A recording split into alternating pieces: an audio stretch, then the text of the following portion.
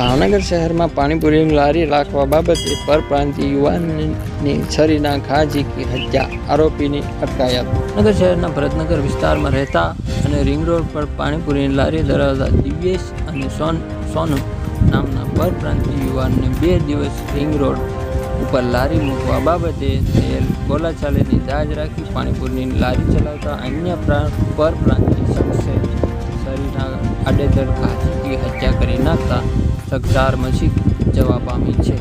આ હત્યા કરનાર સોનુને બહાર ગામથી અટકાયત કરવામાં આવી છે. ભરતનગર પોલીસ સ્ટેશનના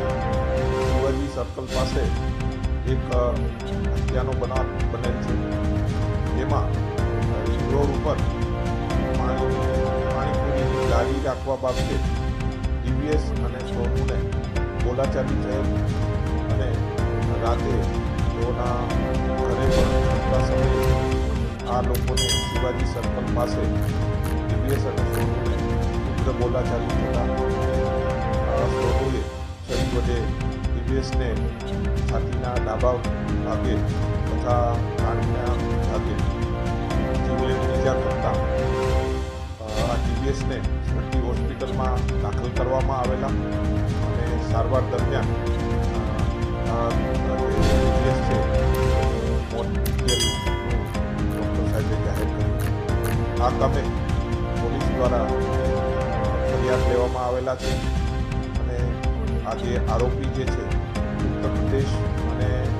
અમદાવાદ વિસ્તારમાં તેના સંબંધી હોય ભાવનગરથી નાસી ગયેલ, જેના કામે એલસીબી કેશોદી અને ભરતનગરની ટીમ બનાવી અને આ જગ્યાએ રવાના કરવામાં આવેલા છે. જેમાં એક ટીમને સફળતા મળેલી છે અને આ કામના આરોપીને પોલીસે જપ્ત કરેલ છે અને વહેલી